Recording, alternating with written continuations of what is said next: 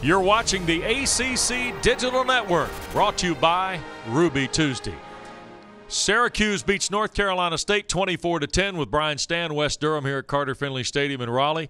We talked at the top about punch, counterpunch, and we saw a good bit of that today before the Orange opened up their run game. We certainly did. And, there's just only so much NC State's defense could take. They were on the field an awful lot today, and they did a nice job. It was 7-7 game at half, but in that second half, these big and fast running backs of Syracuse, that big offensive line just started to wear that defense down. Well, let's go to the highlights in a critical ball game for both the Pack and the Orange. And one of the opening drives for Syracuse, Terrel Hunt got hot, hit Ashton Burr for a big gain there, and then Jerome Smith punches it in from the 1-yard line for Syracuse.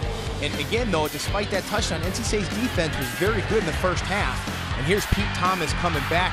He hits Dave Brinich for a big touchdown to tie the game up right before halftime, swinging the momentum to NC State.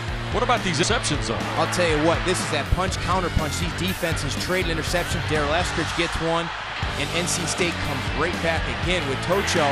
Jack Tocho gets his second interception of the game. Huge turnover for NC State, keeping him in the ball game. But in the second half, Syracuse kept it on the ground, and these running backs really took their toll on NC State's defense. Prince-Tyson Gulley with a huge gain to set up this touchdown. Tyson Gulley gaining tons of yards here in the second half, and Syracuse again would go over 300 yards for the second consecutive week, and there's Terrel Hunt punching in their final touchdown of the game. Last two ball games, Syracuse 685 yards of rushing.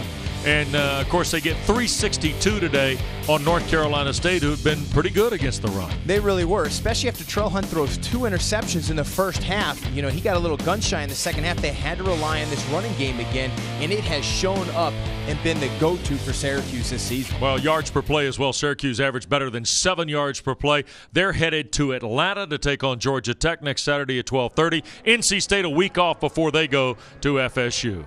24-10 the final. Syracuse a winner.